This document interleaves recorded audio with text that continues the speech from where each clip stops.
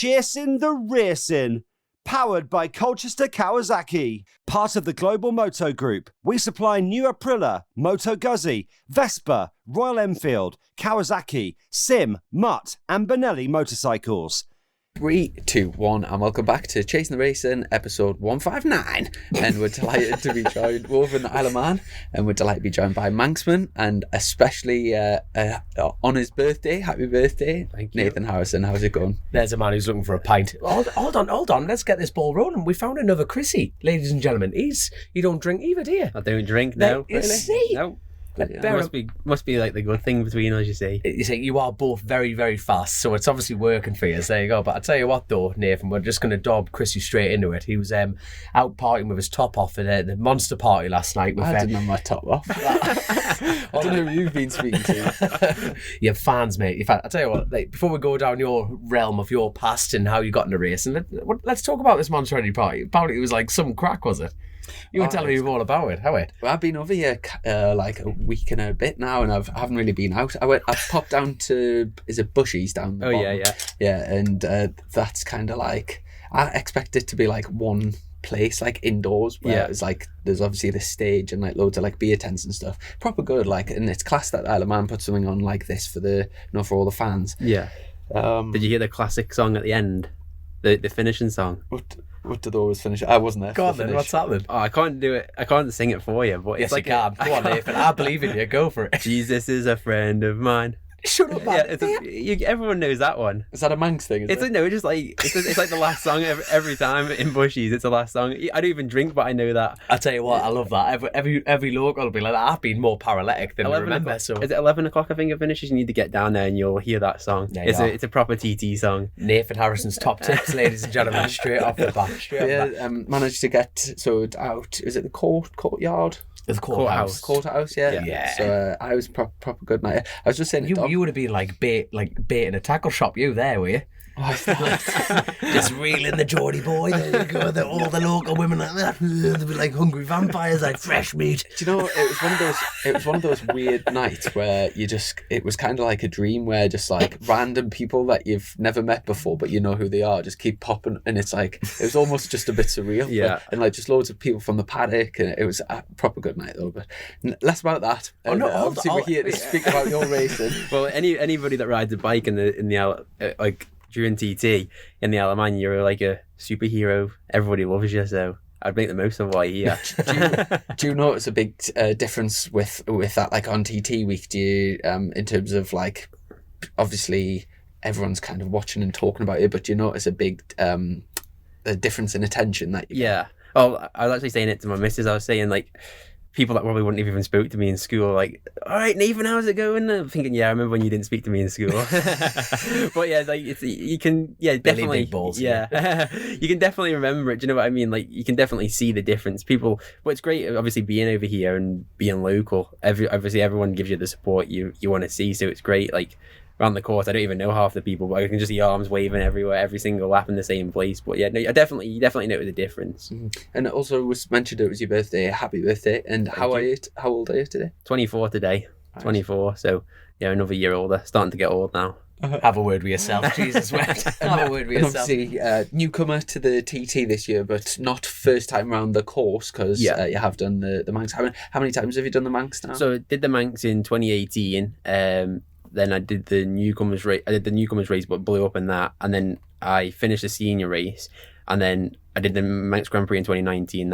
I won the junior and senior. And then obviously COVID hits, and this is my first TT. What position did you finish the first Manx in then? So you blew up in the Newcomers. Where did you finish in? So I was leading the Newcomers race. Yes. And then Mike Brown was leading it at one point as well. Right, same year as Mike then. Yeah, right. We both blew up at the same time. Like he blew up the first lap, I blew up the second lap. And then I think in the same spot? No, I was just down the road. I was into the 13th. He was at Solvay. So, that. And then I finished 13th in my Manx. I did 117, I think, on the 600 in my first Manx. So, yeah. Go on, son. And then, then I didn't want to go to the TT until I'd done 120 mile an hour on a 600 because I thought I was wasting my time otherwise.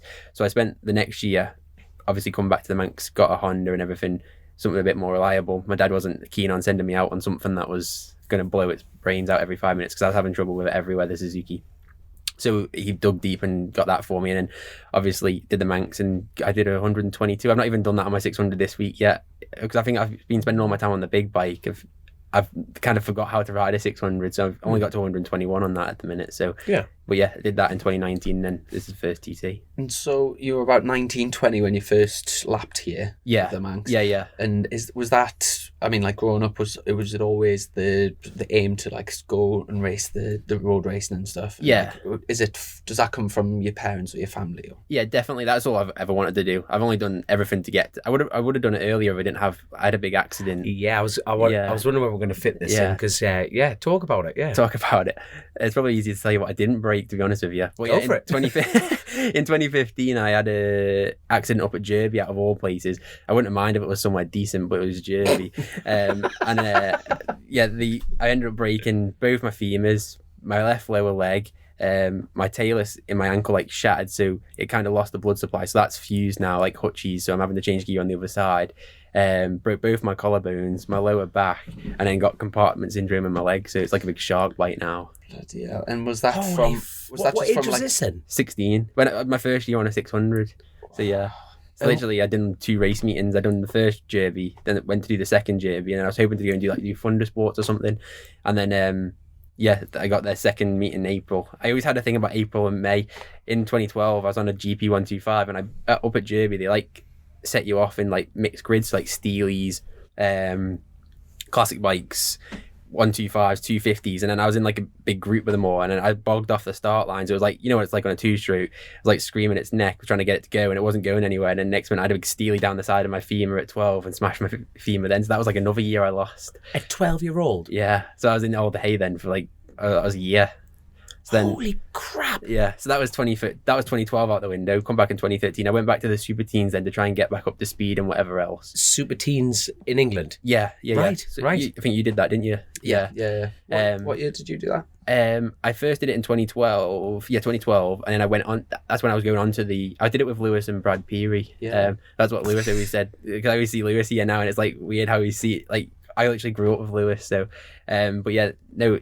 I did that in 2012, and then that year I thought I'm going to have a go on a GP 125 because I wanted to try and maybe go up a level and try and do get into the British Championships or whatever. But obviously in the Isle of Man it's hard to try and get into it, isn't it? So living in the Isle of Man because of the costs and everything. So yeah, I went from that to on that GP 125 at Derby to have a go of it, and then ended up landing myself in all the hay for a year, basically in and out of there. So yeah, that was 2012. Oh my God. And then I got back on 2013. I went back to the Super Teens to try and get back up to speed. And basically did that for a year. Went on a 650 for a year. Went on to a 600 in 2015, and then got 2 rounds in again April, and then ended up basically killing myself. It was probably easier like telling you what I didn't break. Basically, I lay there. I didn't have a clue. And I just woke up and I just seen like cages and stuff on my leg and all sorts. What was the actual? Now something like that you probably never recover from fully, if you know what I mean. Yeah, but what was the actual recovery time from walking again? When? What was the time? So I was in hospital from start of April, and my aim to get back on a bike again. Well, that's it. The aim, that's what got me through it. But you've always got, usually when you have an injury and stuff, you always got to have like a focus. That's what gets you through it. So my thing was always having going to ride a bike again. But my aim was to get back to the Isle of Man to watch the TT. So I was obviously in Liverpool, 16 years old, and they had to put me in an adult hospital because they didn't want to cancel other children's operations or whatever because I was that bad. So they put me in the main Royal Hospital, and I was had all sorts of people walking past. I was it's obviously when I come round, I was where the hell am I? But yeah, so basically I spent what did I spend? So I got there. I got back to the Isle of Man the first night of practice. So that's start of April to the last weekend in May. So that's how long I was in Liverpool for. I had I think I've had 50, 60 hours of operations on all this stuff to get there. And then, so then that was probably started, when did I reckon I walked again? Maybe I stood up with my cage on in about just before or just after the 700, so that's July. So that's when I first stood back up again. So in that time I was getting, my mum and dad had to skate me from the bed to the portable toilet and all that, and wheelchair and whatever else. And then by the time the Manx come, my brother was doing the Manx then in 2015, so they got me a Madge scooter. So I was bumming around the paddock on a Madge scooter. So that kind of got me a bit of, that was my first like pinch of freedom again, if you like, because I could like disappear on the Madge scooter. But before that, my mum and dad like had to like do everything for me. I couldn't do anything. So you like your brother races. Well, I was about to say, because Chrissy like touched on it at the beginning there. It's like, where did all this start for you? You know, did your dad race, or was it literally just you and your brother? What, you know, talk us through how the family got into racing. You know what I mean? Yeah, so it was definitely my dad. It was my dad that got me into it. He used to do the Manx Grand Prix. There we are. So yeah, he did the Manx Grand Prix from when I was like that's what I remember growing up with. And then he kind of stopped and went back, did one TT, and then he was a traveller marshal. So the lads that are on the bike with the yellow. The thing, he did that from about 10, 12 years. I tell you what, brief, like, sorry for interrupting, but like, loads of people have asked, how do you become a traveller marshal? Explain how does that happen? So you've got to be a local, I think, to start with. So local, you've got to have previous history of like competitive racing around the TT course. So you got to prove that you can obviously do it and go at speed. Because I always say to them, because I joke with them because I know them all now. I would say I would not want to be you on like lap 6 of the senior with freezing cold tyres, getting a shout to somewhere when like the front boys are on their way to you. Like I would not want to be you. But so you got to have obviously you got to be competitive enough to jump on a bike and do that. And then obviously I think a lot of it's being local because you've got to do all like the training and stuff over here. So I think they're the main keys to it. So racing before and being a local, they're the keys. The jobs to it. Well, thank you for answering that one. So your dad became a traveller marshal after his Manx Grand Prix. Yeah. So where did he go from there? So then obviously he was always involved in it, so I was always seeing it. And then at 5, I was always watching like Joey Dunlop DVDs and stuff like that. My mum was always like, why do you not want to watch like I don't know, Bob the Builder or whatever it used to be. And there's always used to one Joey Dunlop video, and I always remember it dead clearly. He always used to ride down on a 2-stroke down this little farm lane with no helmet on and a ciggy in his mouth. Yeah. And it's like, I want to be him kind of thing.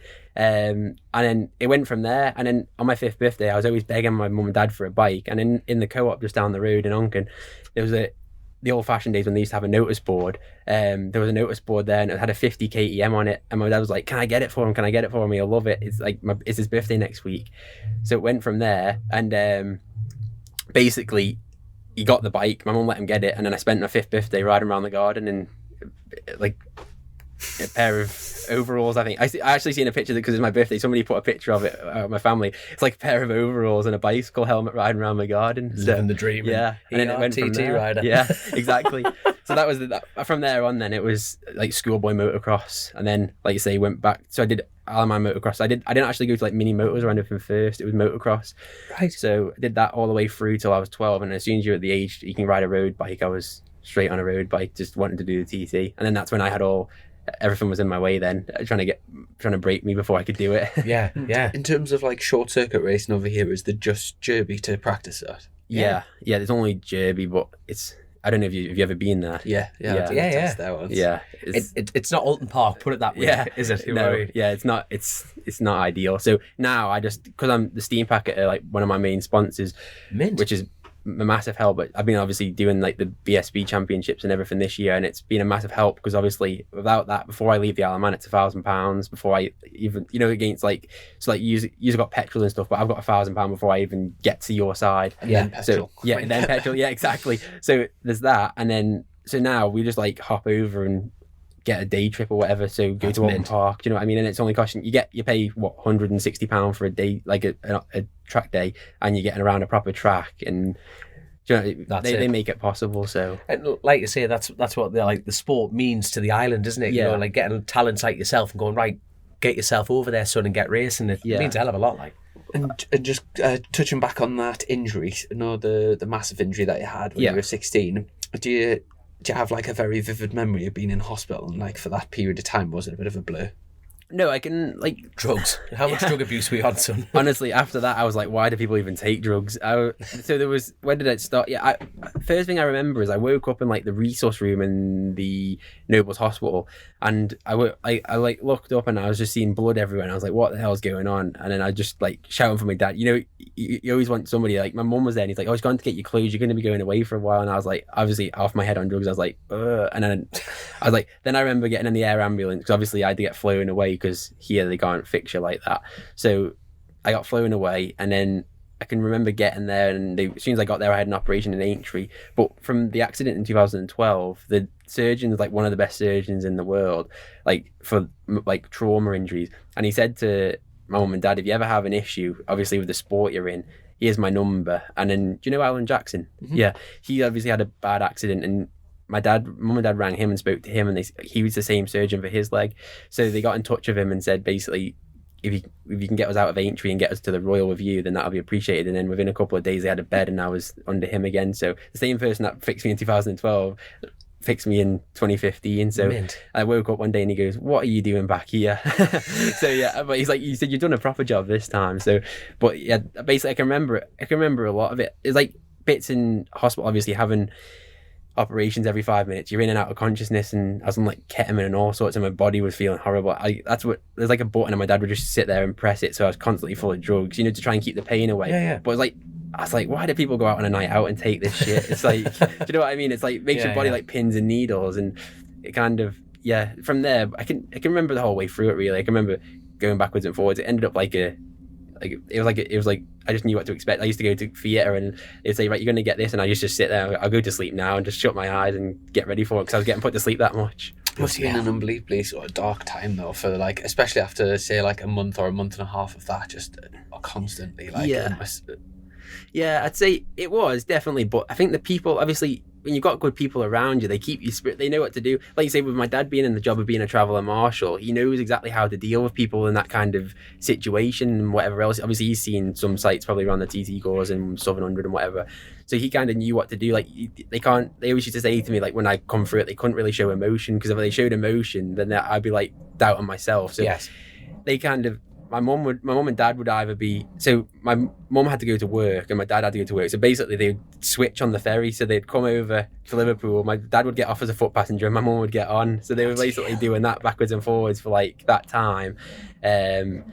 So yeah, it's more the people around you. Like my brother, he would come over every weekend from work and whatever else, and make sure if you've got somebody sat next to you, when you're in that kind of state, it just makes a massive difference. So yeah, no, it's something I'd never forget. But like I'd say now, when I'm riding, it makes me more.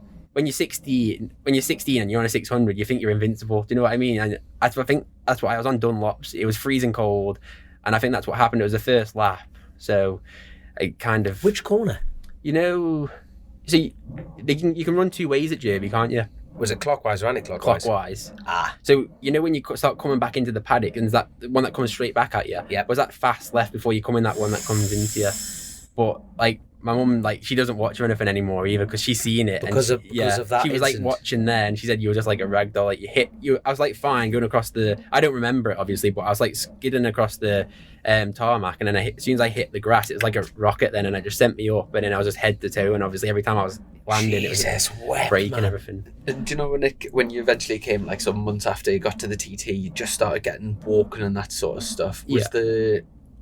Was there any sort of doubt in your mind whether you were going to race again, or was it always just like when, not if? Yeah, no, definitely. That's what basically got me through. I just wanted to race a bike again, and I was like, I think one of the first things I asked him, my dad was like, what's my bike like? Like, what's the bike like? And my dad was like, the bike's fine because you're in the state you're in. It's normally one or the other, isn't it? So the bike was fixed, and the bike didn't even hit the grass. Yeah, it was like, I think it was like rear set radiator and fairing or something like that. Never. But it's normally the way, isn't it? It's normally you're all right and the bike's absolutely destroyed, or you're destroyed and the bike's all right. So no, it's like it was constantly. That's what my focus was to get me through it. Obviously, it was a long time. I was going backwards and forwards. Like everything was in the UK as well, so the amount of times I had to go over there, I was like sometimes 2 times a week. The 5 o'clock flight in the morning, like be at the airport for the red eye flight in the morning, and then physio check up and then back again. It was like a long haul, but it was like I knew I wanted to be here at the end of the day, and that's why it's quite special being here this week, because it's like I remember all the like shit that I went through to get here, and it's like it makes it worth it. Do you know what I mean? Yeah, class, man.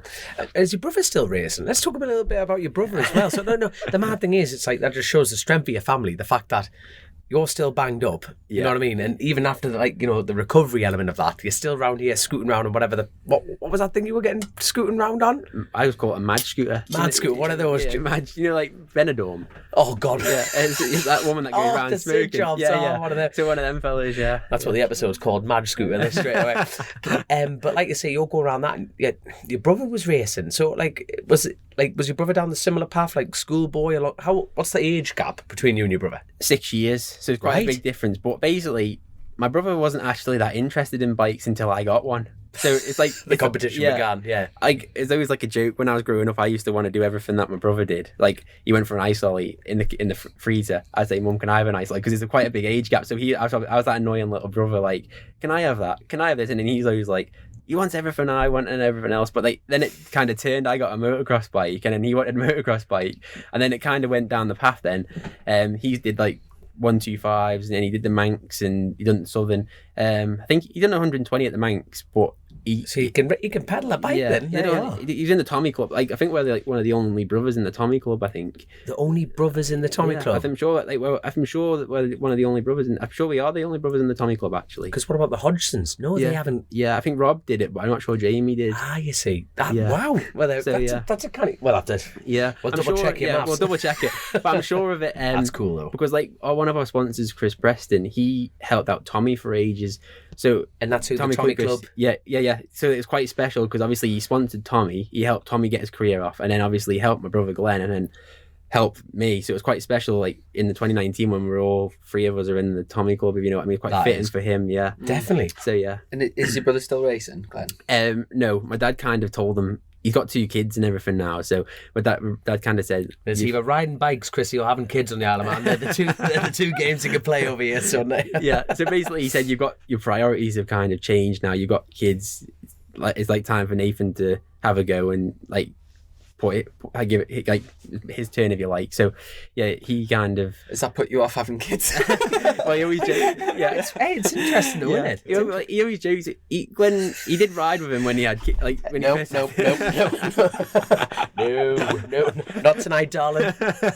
Not tonight. Big day tomorrow. To be fair, he always does joke and say when you have kids, you're not riding anymore. So I'm like, is he joking though? I don't know. I think probably not. I think he.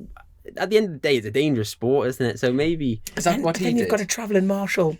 I know it's interesting. Family. We'll get your dad in. Yeah, is that what he did in terms of like when he had you and your brother? Did he stop racing himself, or did he go? Yeah, basically, I think I'll have to be sure on the dates actually in the years, but I'm sure he went back once and then he didn't do it after that. To be fair, I think that's why my mum said as well. You can like travel a marshaling's fine, and it basically give him the thrill of speed because before things changed a lot, you used to get good laps in as a traveller marshal, so he kind of had the aspect of having a blast around the TT course, which you know how good it is, and then obviously looking after like the aspect of helping people as well. So but no, I think he kind of like he had to get a house, and like I literally put all anything I earn I put into it. You'll know what it's like. I go to work and everything next minute whatever I've earned in that week goes back out onto my bikes and stuff like that. So I think basically with my brother he kind of said you got a house, you got kids, you got a girlfriend / wife, whatever. You need your both. He's a busy man, isn't he? No wonder he's not racing. He's not too. You got the girlfriend and the wife. So yeah, that was kind of how it went. Glenn would be like, I'm not watching this episode anymore. Yeah, that's why he'll say, yeah. You say he probably won't show his missus either. But yeah, no, he So basically, he kind of said Nathan is like I'm going to put all the money and everything. Because like you say, you're trying to fund too at the TT kind of, or Manx Grand Prix kind of level is expensive, isn't it? Yeah. So my dad kind of said it's Nathan's turn. It's like and give him a shot for a few years and whatever else. So that's how it kind of went. And then now he's with me all the time, my brother. So like at the Manx, he gave me a hand because obviously to start with, I only did 117 as a newcomer. And then he took me forever to get a 170. You know, I'm not even joking. Carry on. And then he, then obviously he was still giving me advice. And then at the Manx, when I did 122, he goes out, well, I'm surplus to requirements now. You're quicker than me. So, but no, he's like now, every 5 minutes he's here running up and down, helping me. It's just good because they've been, you know what it's like when you've had people involved in it. It's like my dad and my brother, they've done it themselves. So they're not trying to live their dream through, you get a lot of like, I don't know what you call them, like motocross dads, if you like. We call them sugar tits. Sugar tits, okay, yeah. That's a good name for them. But yeah, you get a lot of them and then they're like pushing the kid and saying, why aren't you doing this? Why aren't you doing that? Whereas my brother and my dad know exactly what it takes to go down Bright Hill. And they basically, like my dad, sometimes I always say to him, like, don't say that to me because like at the start of the race he goes, go out, enjoy it, have fun. And I'm like, don't say that to me. I want to go out and do well. But like, it's his way of like making me relaxed. And when you as you know, when you enjoy it and you're relaxed, you go faster, don't you? So it's good to have them kind of like them. My brother and me. Dad behind me to do it, because like you say, they've been there and experienced it themselves. And obviously you mentioned about your first Manx, but when you went back to the second Manx, and you pretty much dominated that year, didn't you? Yeah. That must have been like a hell of a feeling, especially after everything you'd been through, and the fact that I think it is different doing it at home as well. Like, I've always kind of thought I'd find it like really, really difficult if there was like, imagine if there was like some sort of road race around like over the River Tyne. Like where we live, and like all of our like people you go to school with, all your family, all your friends are there, and everyone from like the rest of the United Kingdom was coming to like your place and racing. You don't. Like you're trying to say that doesn't happen at Teesside or whatever it's called. You get things thrown you get things thrown at you at Teesside, not for you. But your locals not kill. It must be like a hell of a special thing to be able to. I mean, have like the greatest road racing or greatest race in the world in your hometown. Like, yeah, definitely. We were having this conversation on the run up the week before the TT. Because obviously we had the Northwest, and I was like, God, I don't know what it must feel like for everybody that comes over. Like everyone that's racing, everyone in the paddock now. Like, it's not just 2 weeks; it's nearly 3 weeks by the time you get here and by the time you go home. And you're just in like a motorhome, or you might be renting a house. And I don't know about you, but I love my own bed. And like, I was like, that's a long time. We rented a house just by the last chicane at the Northwest, and it was a nice house and everything. But it's not your own bed. Yeah, it's not your own bed, and I couldn't wait to go home in the aspect of going in my own space and like own bed and own comforts. And like you say, when you just asked me to come here then, I was like, I'll be there in 5 minutes. It's literally down the road. But no, it's like... Thank you for coming on, by the way, on your birthday. It's pretty cool of you. Thanks for inviting me in. But yeah, no, it's like, I don't know, it's just so, like, today it's pissing down with rain, isn't it? And you can just be at home, you know what I mean? Whereas everybody else isn't as fortunate. But no, it's aspects from that to... obviously, like you say, everybody around the course. It's just like, there's probably Manx people I don't even know though everyone says when you're Manx you know everybody. I'm sure you don't know everybody, but they're like waving, and it's because you're local. Like, some fella come by before and said it's great to have another local person other than Connor, if you know what I mean. So there's always Connor for a while. Obviously there was the late great Dan Neen, but obviously we sadly lost him. But other than that, there's not that many local people coming through. The only newcomer is Chris. That's Santa. Chris Kringle. Jamie Kringle. Jamie Kringle. Thank you very much. He's stepping up. So he's somebody that I grew up with. Like, he's a year older than me, but he's somebody that I grew up with. But it's great to see like somebody else that's younger coming through. You know what I mean? Yeah.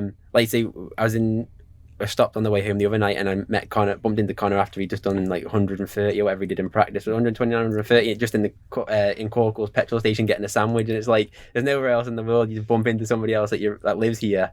Is Connor being helped just with the local element of it? Has Connor helped you or anything that kind of thing? If I ask for advice, like at BSB, like, well, Chrissy, we'll have to talk about the BSB. Yeah. Say, well, Chrissy's the best at that one. He knows that, like, how hard it is, especially for somebody that's not not a short circuit like minded rider, if you know what I mean. Like, I'd love to be like fast at short circuits, but it's like you're not slow. Yeah, well, you are mate. You can like bollocks to this. Let's go straight talking about the BSB. It's like, mate, you are an absolute galloper. You're qualifying and you're getting points. You're a fast lad, man. Don't tear yourself down. Yeah, I always ride with like a little bit in the tank because of thinking about the roads. But I said to my dad, I'd love to go and be like what everyone else is like, because you know what it's like in Superstock. You've got to be literally on the limit, haven't you, to get a really good result.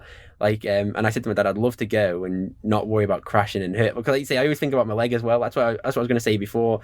Like, with my accident, I always think about things more now. So like, when I go down Bray Hill, I'm like, is it worth that risk to go 0.5 quick around the bungalow to end up like I have before? So I said to my dad, always says to me that he worries, obviously, like any dad would, going around the TT course.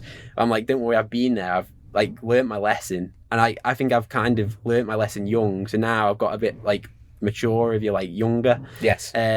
So yeah, there's that. But I would love to have a go at BSB, like, and not worry about crashing, because like you say, when you're on your own and your dad and your sponsors paying for it, like you cobble together a load of sponsors to try and make it happen.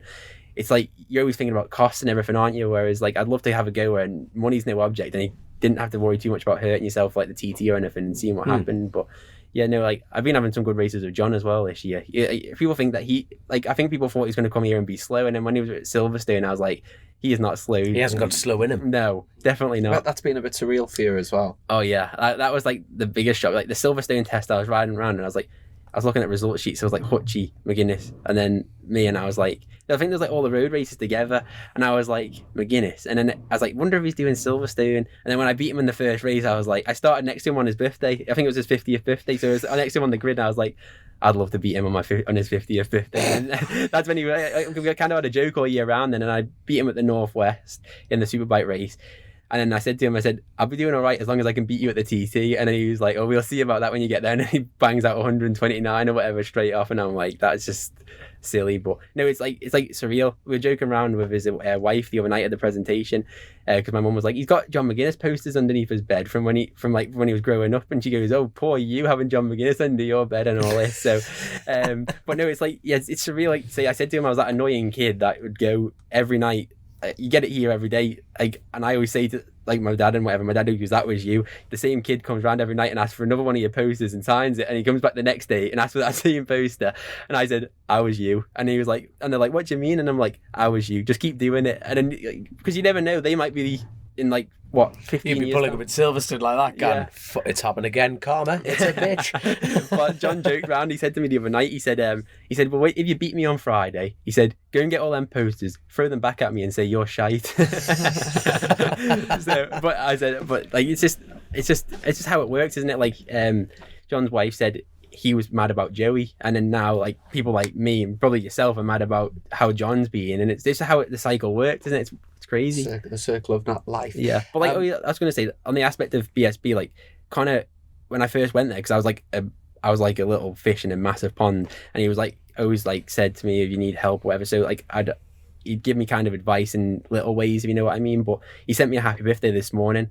And then I just said, thanks very much. And I said, give me some birthday advice. How the hell do you do 133 mile an hour? And his reply was, close your eyes. That is some solid advice, to be fair. I would say that's been my standout performance 100%, of the TT so far. He's 133 on a stocker. Yeah. On a stock tyre, And that is phenomenal. He doesn't get the limelight, really, does he, if you know what I mean? To be fair to him, like, everyone always goes on about Dean and Hickman, but 133 on a stocker. If he would have got going earlier, I reckon he could have won that race. 100%. It was the fastest lap of the race by a good chunk. Quite a fair bit. I've got to say, give Lee Johnson credit, because when we had him on the podcast ages ago, we were all talking about who was sort of fancied, and obviously like the likes of Hickman and Harrison stuff's quite like predictable, but Lee actually picked Connor for he said the first Superbike race, but we'll give him it anyway. He was close. Now the Northwest in the run up to the TT, was that your newcomer year at the Northwest? Have you done it before? I did it just on a 600 in 2019, so I was there, and basically I did that for the Manx, basically. BC. Yeah, exactly. So BC. So yeah, I did that in 2019, and then I was like 13th in my first year there on the 600. I was on a Suzuki as well, so I didn't even have the Honda. So I was like, everyone was like, "What's he going to the Northwest on a 600 Suzuki for?" But it was actually a weapon when it was going. It was a weapon. It's just that it didn't last 5 minutes. Like my dad and all my like team put like the best stuff in it, but it was just like it just wouldn't last. I bet this year sort of felt like a newcomer's year though, because that's like on the big bike, it's mental, isn't it? Like you go down that straight and the thing just takes off, and you're just like holding on, and it's. You did 202 in the speed trap. Yeah, that's cool. It was on the start of the stock race, I think. Was it the stock race, I think? Or was it the Superbike race? I can't remember. There was Hutchie, Lee, and then me. And I think we were all like we were like slipstreaming each other. And then it ended up like, I think it was somebody at the front of it, and all three of us were banging the slipstream, and we all did bang on the same like the same speed. But it's mental to think like 202 mile an hour. But people ask you like, what does it feel like at 202? But it doesn't feel any different to 180, does it? No. You're going that fast. It doesn't. Yeah, it does. To me, it just feels the same speed. Bit of a blur. Yeah. And also, you mentioned you've got with your fused ankle, you've got your thing set up like Hutchie. Does that go through the frame? Yeah, through the swinging arm pivot. So it just goes straight through the axle, and then comes out, and then it's basically like a lever made onto the rear set onto the right hand side, and it's just like a linkage then that goes up to that. Yeah. So when you say like press it up, it presses the whole thing. Yeah, so it's like a little mechanism. So that goes up, and then it goes down, and then it changes it the opposite way onto the shaft of the gearbox. That was weird getting used to. I was about to say, because like I remember like your style's starting to adjust more because of the short circuits, because like you're more toe heavy. You were using your toe sliders as more like a knee slider, weren't you? But now on the photos, you're starting to bend the leg more. Is that becoming stronger? Is that becoming definitely this week? I don't think it's because of how fast you're going. You're like shitting and your legs and that just hang out. But like I always used to like go around a corner, my knees would like suck into the tank and then I'd like hang off. Yeah. But like this week, even my left leg, it's been like killing me in different areas throughout the week. But I think it's because I'm actually starting to use it. Because I think with the big bike, it's making me use it. So like if you like look on pictures now, my left leg actually starting to like creep out a little bit. But like on the short circuits, my right leg, it's welded in. Yeah, it's on the and even like Silverstone, for example, I started even getting my knee down. I was like, what's that feeling? And then because I never ever got my knee down, I didn't know what it felt like. But I was it good? Was it like you're thinking this is better? Is it, you know? It does definitely help. I think Silverstone, for example, like that long right before you go back onto the start and finish, it just puts you in the right thing before you sit it back up again. So it definitely helps. And like you say, with it just stabilizes it. And like obviously around here, you use the foot pegs quite a lot, don't you, by standing on them to help turn the bike. So I think everything's definitely helping me. I feel like I'm getting better with my riding now. So yeah. Happy days. This is all good news, mate. It's not going the other way. It's only going up. And obviously, your newcomers this year, you've got yourself, Glenn Owen, Milo Ward. Now, do you theoretically count as a newcomer? Well, in my opinion, you don't. Yeah. Solely because you've been round the mountain course. You know what I mean? But like, I think they class me as like a newcomer to the TT. Yes. Where on the 600, I wouldn't class myself as a newcomer, but on the big bike, I would say I'm like a hybrid newcomer, if you know what I mean. Hybrid. Yeah, I like that. Because like you say, right, when you go down Bray Hill on a big bike, it's a completely different animal, isn't it? Who else is newcomers this year? So Jamie Kringle. So that he's the other Manx flag. Is Jamie? Did he crash at Ramsey the other night? Like on Tuesday practice week? No, I think wasn't that John O'Perry? I think that was Mike Norby had a slip off. He'll be hating me mentioning that. He had a little bit of a slip off, but shout out, Mike. That was at the hairpin, wasn't it? Yes. Yeah, Jamie hasn't fell off. Because I flew home on last Friday night and I got speaking to a lady that was sat next to us on the plane, and she lives on the course, and she said basically someone crashed and like came through the garden. And, that was John O'Perry. Almost into our kitchen. Yeah. And she was like saying, "Oh, who was it? Like, do you know if he's okay?" It was John O'Perry. Because I said to him, I said, what actually happened? And like, I didn't want to like say it in the wrong way. I said, what actually happened there?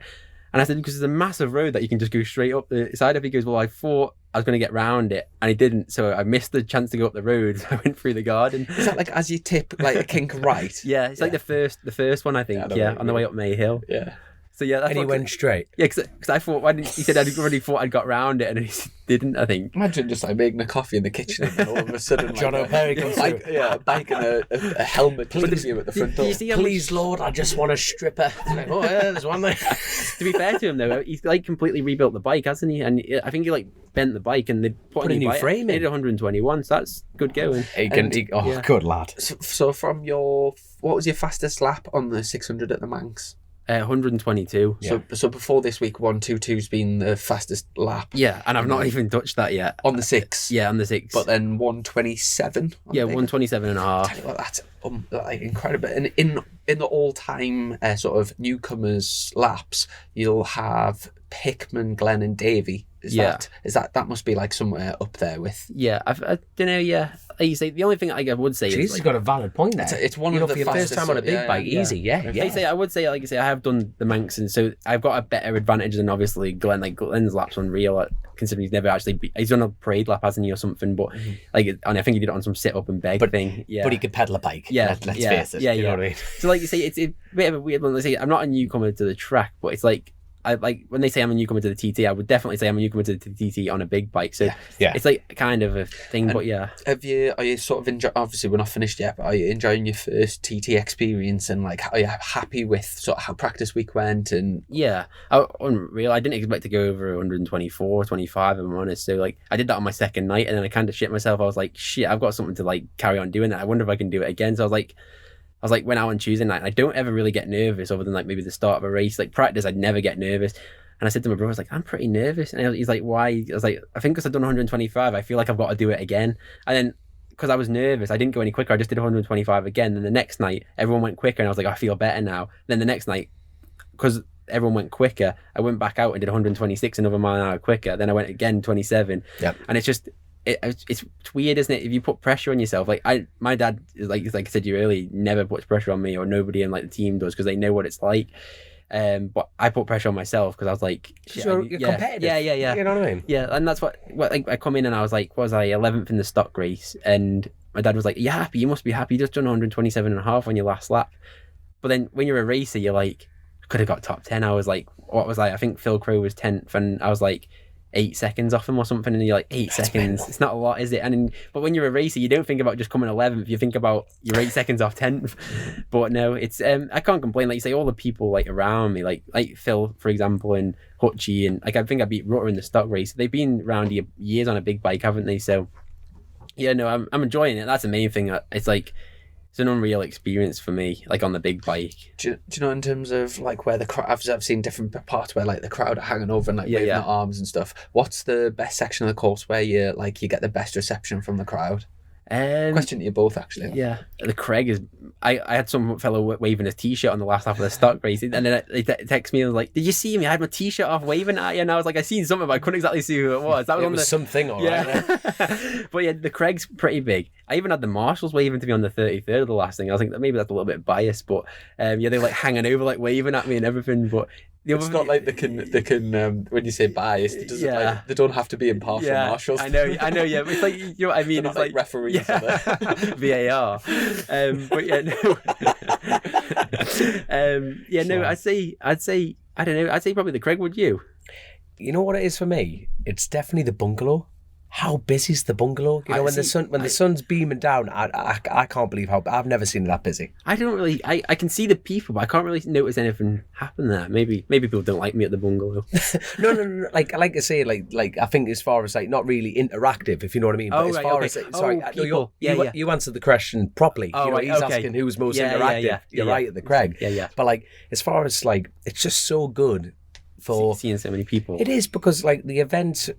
100% in the right path of the fact that it's gone live, it's more accessible on TV. And at first my fear was a bit like, is that going to make people stay at home a bit more? It's done the opposite. No. 2 years off, I have never seen the hedges so full.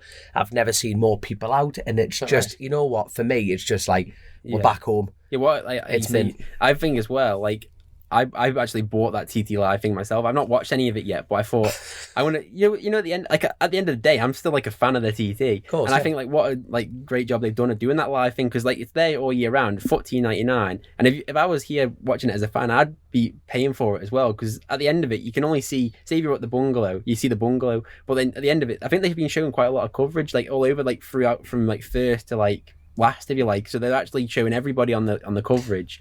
I tell you one thing that's really cool as well is on a night time, either at the fan park or down in like Jackson, like the pubs, they've just got replays of like all the live coverage. Yeah, and it's mega cool to walk in a pub and just see all you lads like lining up like slow-mos of your bikes and stuff. And do you know what I mean? Like if you go say out in town on like a football on the World Cup and they've all football, and it's like it's like that, but for bikes everywhere, all the screens everywhere. Really, really cool. It is good, isn't it? It is good. You just don't get that, but even if like a BSB final, you don't find many pubs around the area doing that, do you? It's just, it's the Mecca, and it's the Mecca for a reason. I like to, like in BSB, like you'd be sick of the local pubs around here, bloody bikes. I just want to go to a football bar. That's what I want to do. Something different. To be fair to like BSB, like I said to somebody the other day, like the likes of the people at the front and all the way through BSB, like how hard, you know how hard that is this year when you're in it yourself, how like you've been doing really well, but like all the people that are banging in results every week, they don't get the credit they deserve, really, do they? I don't think, you know, obviously on BSB you do, and within the fan group you do, but outside BSB, like the TT, like after yesterday, it's all over the news. It's like Hickman won and whatever else, but BSB, unless you're like in that little area, you might get a bit of recognition, but you know, for how competitive BSB is, I think BSB, like the Superbike Championship, is better than World Superbike in my opinion. Yeah. And like you see World Superbike everywhere, but you don't see BSB as much as like you do at the TT, do you? That's because this is the world's greatest sport, Nathan. Yeah. I tell you what, a few other things that are awesome was like you say, when you go down to the paper shop and all of the front covers and the headlines and stuff are all bikes. Yeah. And also one thing that really made us chuckle is down in Douglas, Top Shop and Top Man has taken every single bit of stock out and they've turned it into a bike shop. So Top Man over here has got like, it's just helmets and leathers and gloves and stuff. Class, I think the old game store, what used to be called Game, has got. I went past it yesterday. I was like, what's that? And it's like stickers and stuff or something like that is called. And I was like, what's in there? And it's just like also like mohawks for your helmet and all that kind of thing. Must be brilliant do you know, for the island in terms of like everyone that lives here, it's such a boost for like the like financial boost. Yeah. For, you can tell it's a tax haven though, because it says cash only on all the doors. It does, you know what I mean? Like only cash. It does, mate. Like on the sticker shops. I've got a funny story to tell you about that actually. Do you know over here how you still use old pound coins? Oh yeah. Yeah. Do you know they've been outlawed in England for ages? Yeah. I tried to spend one and didn't. They're like, you can't have that, and I was like, that's fake, and I was like, no, it's not. Yeah. So thanks. Where I'm from, so I never even thought about it. So over here, obviously, I'm like buying stuff and getting change and just putting it in my pocket.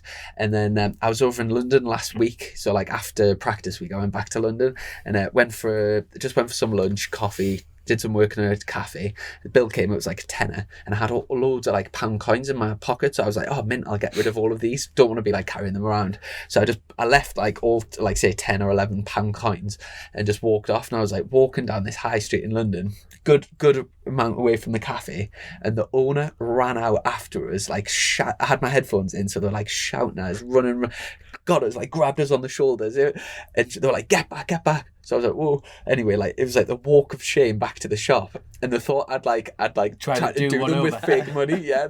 And I was like, oh, and I went to explain that like I'd been in the Isle of Man, and like they still take that currency there, and then I just thought, it just sounds like bullshit. So I left it, but so I legged it. It's a weird though, isn't it? Like how you can still use it over here. So like if anyone back in England's got like loads of pound coins, get over here. Spend it over here. Spend them where you can. Yeah. Go spend them at the bit. I tell you what, let's talk about that's a family-run business, isn't it? Let's talk about the share here, Quayside. Quayside. It's a family business. Yeah. So talk about it a bit, yeah. Yeah, so that's like you say, that's like my main sponsor, if you like, with the steam packet. The family. Yeah, the family. Yeah. So basically, it's like my dad made obviously formed the company, and it's like a car service center and tire business. We do bikes and everything as well. So like you say, with the incoming like this period, like you say, we won't say we push bike tires too much, but then at this time of year we're like, yeah, we can do bike tires because you might as well take the opportunity to, of course. Yeah. So yeah, like you say, it's massive on the local economy, but yeah, it's like, so basically my dad's kind of, me and my brother trying to keep my dad away from it at the minute, so he's trying to wind down a little bit, but he always tries and comes in, and my dad always has a joke. He said, your mum doesn't want me at home and you and your brother don't want me at work. So basically me and my brother basically run it at the minute, and my dad does all like the account side of things and make sure we're doing everything as we should. The important bit, you mean? Yeah, exactly. So yeah, but like he does all like the PR, if you like. So he comes in, I call it Chatham Brown, but he comes in and Brown. Yeah. So basically, my dad is brilliant at that. So basically, if he come in here and start talking to you about, I don't know, BSB, or you talking to you about your podcast, you'd be here for an hour. So it's always an ongoing joke. I always say, if somebody comes in that my dad knows, I say, have you got an hour? Because he'll have you for an hour. It's not just a 5-minute conversation. But no, like, he's really good at all that. So basically my dad's trying to like make it so me and my brother can run it on our own, which we have been doing. And then he just like, he goes over all like health and safety and make sure we're up to speed on all that kind of thing. And so yeah, so there's like 8 guys that work down there that are great. Obviously when we're up here at the TT, they're obviously still running the garage. It's not shut, so yeah, they're down there running that and letting me live the dream, racing around a TT course. But yeah, so it's like massive. Like, I don't know if have you heard the advert on Manx Radio? Not yet. You're about to sing it. Give me a jingle. Oh, again. Damn right, do it. Quayside. Is that it? Yeah. Right, there we are. Have you heard it? Yeah, I have actually. Because everyone here, because everybody always comes up to me and goes, that bloody advert on that radio does my head in, and I say, well, it works. It does, yeah. But it does. So yeah, no, it's like you say, it's growing from strength to strength. It's like a massive operation now. So it's like, you'll have to come and see it before you go home. Yeah, we'll have to get it done. But so yeah, it's like you say, that's a big, like, up here. There's been people joking around saying, when you get back to work and you stop living your dream, you need to fix my car on Monday. so it all works, you know what I mean? So like it works. That it shows that Quayside is related to like me and my dad and the bikes, and then it also relates back to the actual work itself. So it works. Class. So I'll tell you what, let's talk a bit more about the future then. Obviously not just the senior, you're going to go back to BSBs, you're going to do the Southern. What's the plan? What is the big bad plan? Well, senior tomorrow. I'm a bit gutted. Win that. Yeah. I wish. I'm a bit gutted it's only 4 laps though. I quite enjoyed that 6 lap. I know. Like I started getting going. I thought I was going to be worried about like, because obviously I'd never done 6 laps, so I was a bit worried on like, what am I going to feel like? Yeah. But I actually felt like brand new on the 6th lap. Like I thought 4 and 5 were worse because I think I was panicking about 6. You know, like I was overthinking it, and I was like, "You're fine. And then I come into the pits, and I did 4 laps on. I don't know what you did. You do 4 laps on one tire? Yeah. So it was like you're on Metzler, aren't you? Yes. Yeah. And it was like brand new, wasn't it? But yeah, so. I was actually getting into it. They put a new tyre in on lap 4, and I was actually feeling good, and then they've obviously changed it for tomorrow to fit everything in, so I'm a bit gutted about that. But no, so got Super Sport and Senior tomorrow, then I'm going to go and have a play on Saturday down post TT. Oh, spot, you're going down to that event? Yeah. Ideal. Just get ready for the Southern, you're doing that? Doing the Southern as well, yeah. But like you say, I don't drink, so what's the point of me, like, I might as well just go racing. Yeah, exactly. I might as well go enjoy myself and spin some laps around Castletown. Do you know what I mean? I've waited for years to race my bike on the road, so I might as well go and do something about it. Damn right. And like you say, it's a good little event down there. Do you know what I mean? Like, they're all people are dead friendly. You were there last in 2019, weren't you?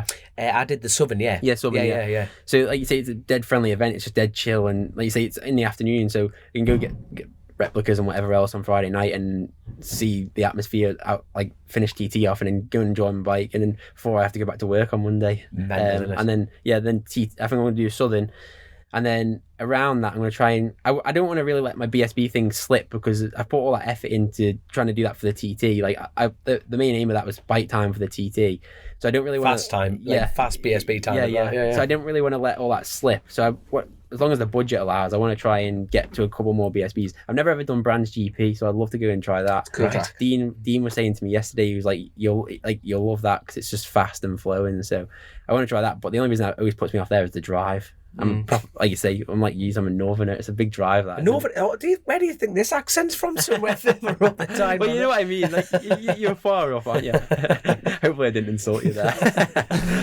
Well, not us, son. Not us, son. But like, I'd love to do that, and Fruxton definitely. I've never done that. That looks good. Never done that. No. So maybe try and fit a couple of them in, and Donington maybe. So, but. I was going to go and do Knock Hill next week, but then I was like, that would feel horrible after riding around here flat out and then going into race around Knock Hill for 58 seconds or whatever it is a lap, I don't know, and just know it's small.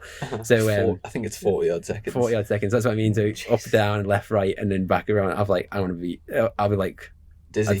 Dizzy, and I think it'll get me back to the Isle of Man. Do you know the whole not drinking thing? Obviously, it's like very, very sort of what's it, uncommon. Like I'm like pretty much the only person. Now and again, the odd person will say, "Oh, I don't drink as well," but like I'm the only person like in my only person in my family and the only person in my friendship group that doesn't drink.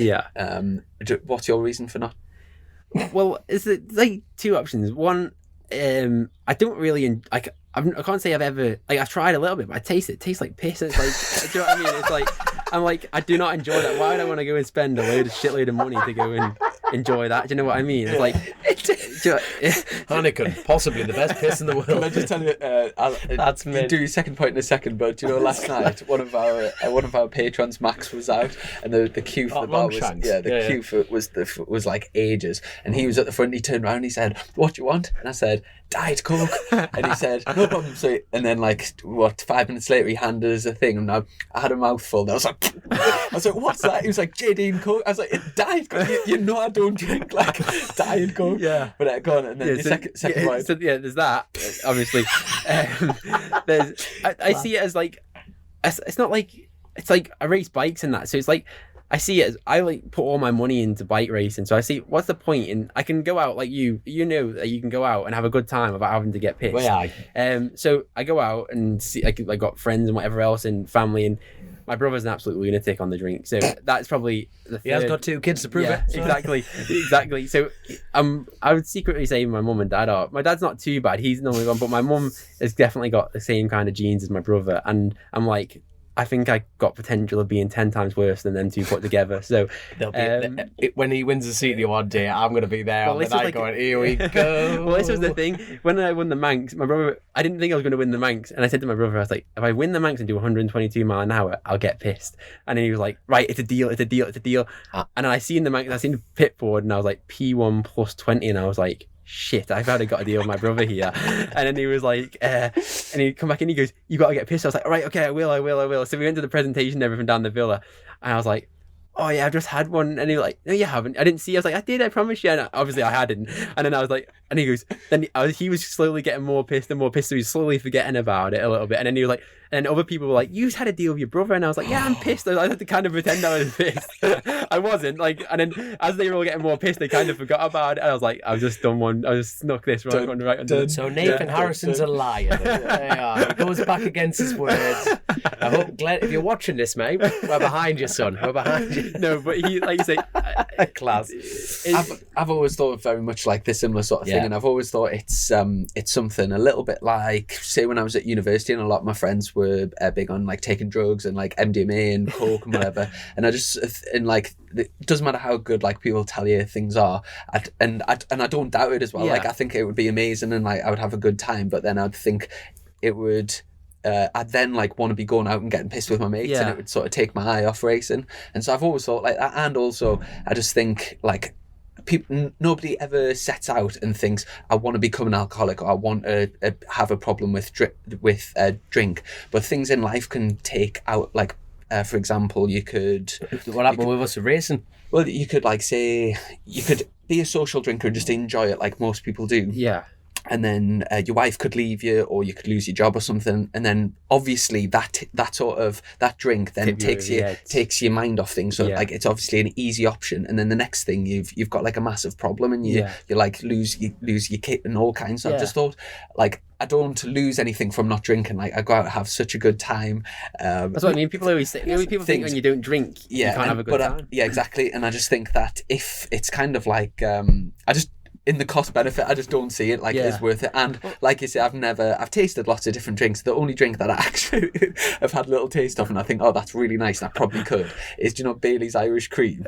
Yeah. Aside from that, we went over to Northern Ireland, went to Joe's bar. Now be careful here. Be careful. Have a Guinness. We've got a lot of Irish listeners, Chrissy. You got to be careful. I'm not bothered. Like I really don't enjoy the taste. Like and so. No. Right, I tell you what, Nate. Right. Because don't you let this line thing rub off on him, because if I go before my time, he has to drink again, and people will force him into one pint.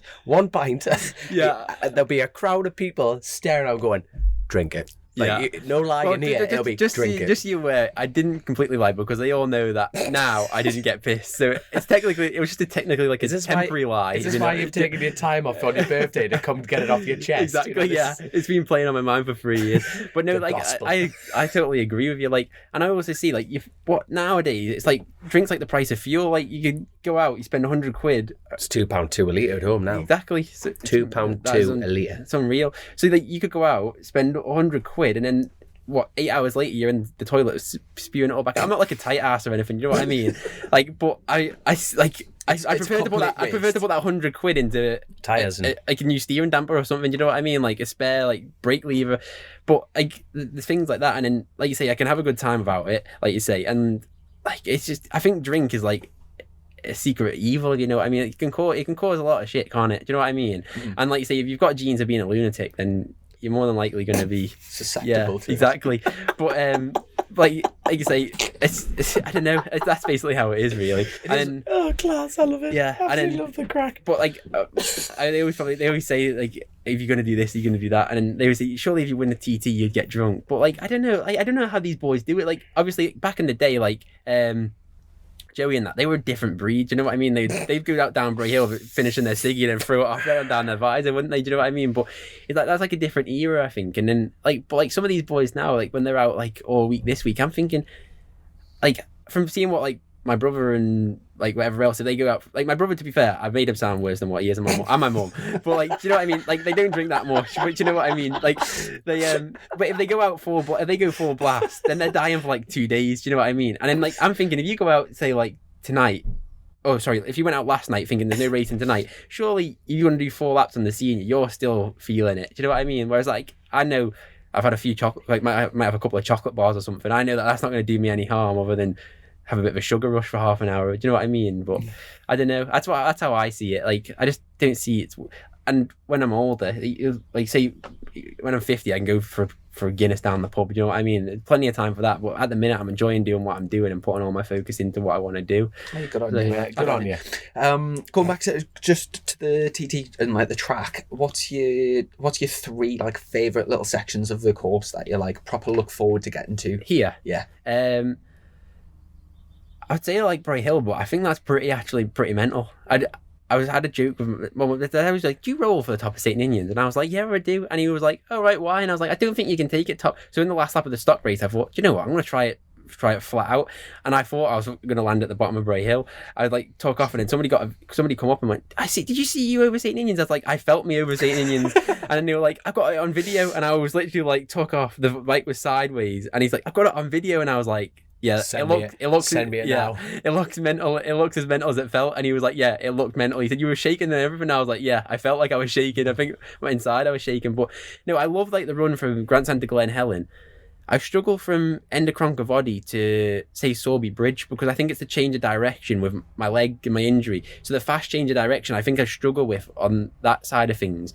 And I love from the bungalow back to the grandstand. I think I love how fast and flowing it is. So yeah, I'd say if I can improve like that middle section, I think I could gain some time. And the run up the waterworks, I struggle with that. You know the first. So you come out of a hairpin, the first long right, and then it's this right. Yeah. Like I hate them. Like, you know what I mean? I know what you mean. Yeah. I know what you mean. So like I struggle with them. There's like a massive bump in it and everything, isn't there? You know the one on the way up to the gooseneck. I call that Bob's because Bob Owen went into the wall there, so I call it Bob's. Bob's. Every time I go around there, I think of poor little Welshman going under the wall. Yeah. And saying poor Bob. But yeah, no, I think like after that area, I love the mountain, but it's just that little bit. Yeah. Like as soon as you start opening it up. It's always like a motocross track, isn't it? That's bad. And it's like, and then Ginger Hall opposite their pub. Yeah, it felt like jump. Yeah, to jump. Yeah, in a corner. You're like, whoop. But then saying that though, I do think actually when you get through that bot, you know where the marshal stand right on the corner, Glen Tramond, do they call it? I think I always get them all mixed up. They're all the same. Further down, Glen Tramond, Yeah. So when you go down to that left and the marshal stand there, I think that whole section there is just the same as what it has been. But I think everywhere else seems bumpier than what it used to be. Yeah. Do you know what I mean? I don't think that's got any worse. It's always iconic, isn't it? You get the Ginger Hall to Ramsey, it's always the bumpiest section. But I think everywhere else has got a lot bumpier. But there doesn't seem to be a lot. But at the moment, I know race day is tomorrow and different, but there's only been a handful of people who've gone quicker. You know what I mean? McGuinness hasn't cracked the 130 yet. I think Hillier hasn't. I don't think Hillier hasn't gone any quicker. Hutchie hasn't gone any quicker. I think it's like the standout performances are like Todd, Connor Cummins. Connor's the most outstanding. Yeah. Well, Lee Johnson's gone at 28. Like Jamie Coward's gone faster. But you know when you think about it's like. Michael Dunlop set another lap record in the Super Sport. You know, it's such a split group of people haven't gone faster than people have, and you think... Do you not think 129 on 600 is more impressive than 135 on a big bike? She mustn't shut off. No, mate, that is something like he was using every part of it, and you just think, well, 29's been done before with Dean Harrison and Michael. Yeah. And Michael, and then I just think, wait... But where's that shut off? It didn't. That came out of nowhere. 26s, 27. And it just went boom. Because Dean did 128, didn't he? Like high 28 on. Yeah. But I tell you what, though, it's on a personal note, right? Everyone loves Hickman. Everyone does. You know, he's so good for the sport without a doubt.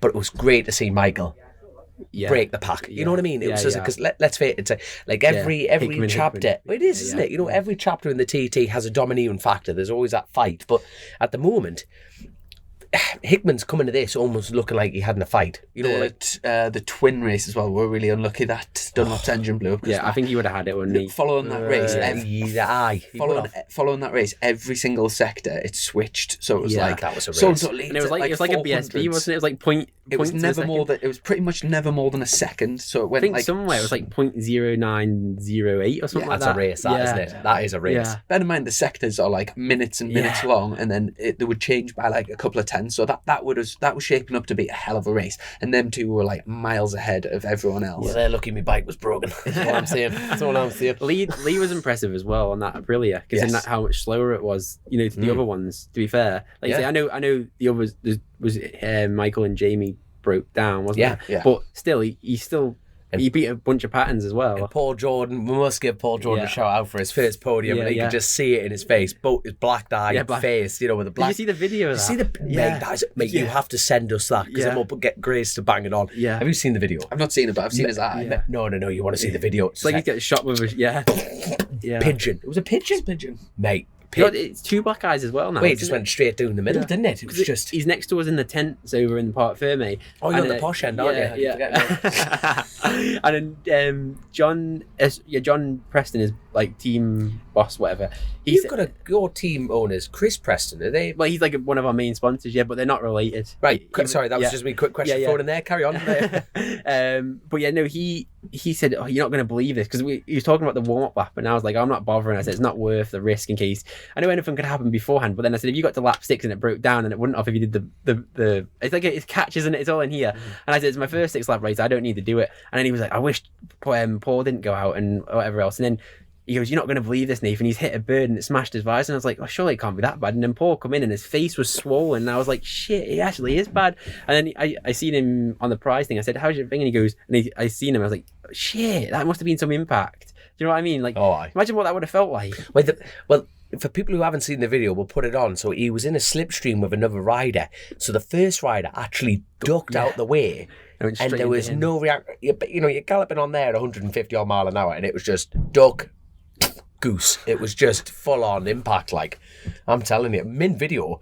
To me, that's a good thing about this world now, isn't it? Everyone films everything. You can't see, you don't miss out anything. Well, that's because my dad was obviously a traveller marshal. Obviously, he knows all the traveller marshals around the course. Like, and obviously they're all Manx, so I know them all as well. And I thought you said he didn't know everyone. Well, yeah. There goes that theory, Chrissy. I don't know everyone. Come on, that's 9 people. I'm joking, but you're not joking. But no, he always says to me, have you had any moments? And I always say, no. Or where I do, I'm honest.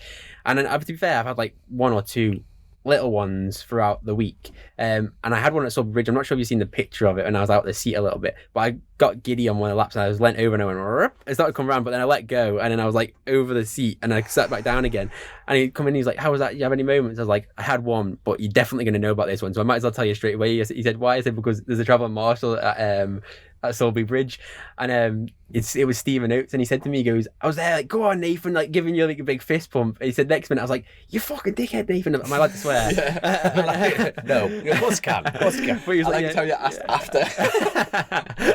He was like, "You fucking dickhead, Nathan." He said, "I jumped off my seat to run and get you," and I was like, "He's gone." And then I was like, he said, "The next lap you didn't do that again though, did you?" I was like, "No, I've never gone through Sulby Bridge that quick and like got on the power that quick." But it's like that's another thing about it. So yeah. Oh, mint, man. I tell you what, when we're talking briefly about the Super, I cannot, even Sugar Tits got involved. You know, he came over with his son Hayden and he's like flown in.